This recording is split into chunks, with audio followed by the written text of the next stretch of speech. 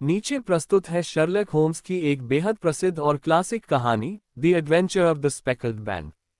Sherlock Holmes प्रसिद्ध private जासूस और उनके सहयोगी doctor John H Watson 221 B Baker Street में रहते हैं।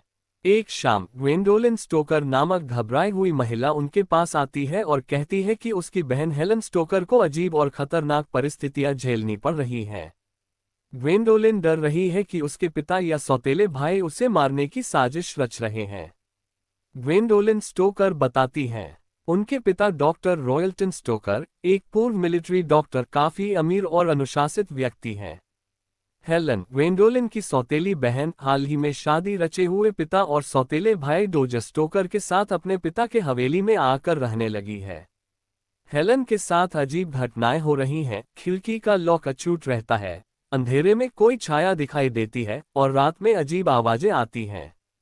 सबसे खतरनाक घटना, रात को हेलन को अजीब चीखों की आवाजें सुनाई देती हैं, फिर वह बेहोश हो जाती है और अगले दिन उसके बाल सफेद पड़ जाते हैं। डॉक्टर ने कहा कि यह स्ट्रेस का असर है, लेकिन ग्वेंडोलिन को संदेह है कि यह कोई जहर है। ग्वेंडोलिन जानती है कि शर्लक होम्स को सुनकर मन कभी डरकर पीछे नहीं हटता। वह आग्रह करती है कि होम्स सबसे पहले हेलन से मिले और फिर हवेली जाएं।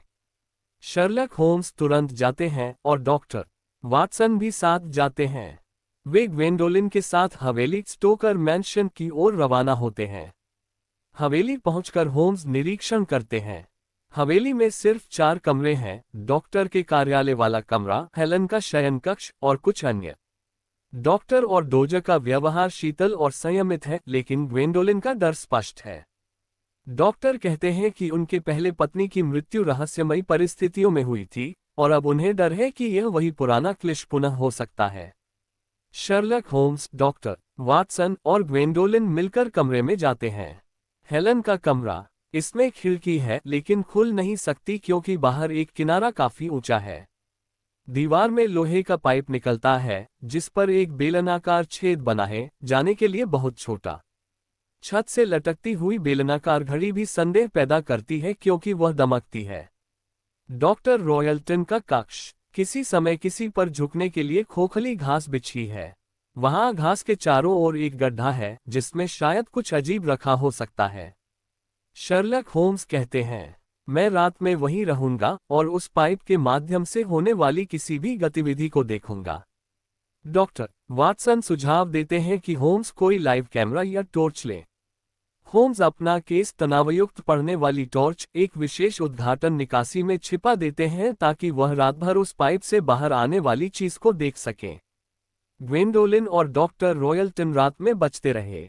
डोजर का बर्ताव संदेहास्पद लगा, लेकिन उसने कोई कार्रवाई नहीं की। निशा उम्र की गोदली घड़ी ने एक सेकंड का अंतर तोड़ दिया, लेकिन शांति बनी रही। लगभग आधी रात शर्लक होम्स अपने खिड़की के फर्श पर बैठे थे। उन्होंने देखा कि घुटनों के पास वह छोटा गैप है और उसमें से कुछ निकलकर कमरे में आ रहा था। धीरे धीरे सर्प के आकार जैसा कोई जीव निकलकर कमरे में घुसा। वह सांप, सीनलिंग, बिंदीदार सांप जिसके सिर पर चक्र बिंदीदार होती हैं, हो सकता है। वह सांप हेलन की तरफ बढ़ा। होल फोन उठाया, लेकिन सांप पहले ही कमरे में पहुंच चुका था। होम्स चुपके से पास पहुंचा और टॉर्च की तेज रोशनी सांप की आंखों पर डाली। हॉस्टल पैक से एक डार्ट निकाला और सांप को मार गिराया। सडनली एक भयानक चीख कमरे में गूंजी, दरवाजा खुला, हेलन बेहोश थी। डॉक्टर रॉयल्टन दौड़ पड़े, पर शर्लक होम्स ने सांप पकड़ा और दिखाया कि उसने सांप को मार डाला है, जिसके सिर पर सारी बिंदीदार थी। सांप की पहचान डॉक्टर वाटसन ने की। बिंदीदार बैंडेड कैटरपिलर या टाइप ऑफ फेटिश सांप, जो एक खास जहरफेंक सांप होती है। यह विभत्स रूप से खतरनाक और हत्या करने में माहिर है। शर्लक होम्स बताते हैं, डॉक्टर रॉयल्टन ने एक रहस्यमयी छल के साथ सांप को पाइप में भेजा था। सांप उस पाइप के माध्यम से सीधे हेलन के सोने के बिस्तर तक पहुंचा। उसके सिर पर लगी बिंदीदार बनावट सांप की विशेषता थी और ये बिंदीदार बैंड थी। जब सांप हेलन के गले पर पहुंचता, वह जहर उसे मार देता। पर होम्स ने उसे मार गिराया और ठीक समय पर रोक दिया। डॉक्टर रॉयल्टन को होम्स ने बहकाया। वे बोले, आपके पहले पत्नी की मौत वास्तव में सांप से हुई, जो भूल से आग की जगह पर चला गया और उसमें मर गया। डॉक्टर ने स्वीकार किया कि उसने पहली बार भी वही सांप इस्तेमाल किया और अब वही सांप उसे मारने आया। लेकिन होम्स ने उसे पकड़ने से पहले भागने के लिए विवश किया। डॉक्टर रॉयल्टन छत से गिरकर मर गया, संभावित आत्महत्या। पुलिस ने इस पूरे रहस्य को केवल दुर्लभ हादसा कहा। ग्वेंडोलिन और हेलन राहत की सांस लेने लगी। हेलन की हालत धीरे धीरे बेहतर हुई। बिस्तर से उठकर उसने अपने बालों का रंग भी वापस पा लिया। शर्लक होम्स को धन्यवाद देती हुई ग्वेंडोलिन कहती है, आपने हमारी जिंदगी बचाई होम्स साहब। हम सदैव आभारी रहेंगे। होम्स ने लिखा, यह मामला कुछ अजीब था, एक लौकिक तकनीक और एक तेज जहर का संगम, एक अमानवीय हत्या की मुहिम। लेकिन सही समय, उचित प्रयास और जागरूकता से सत्य सामने आ सकता है। यही मेरा धर्म है।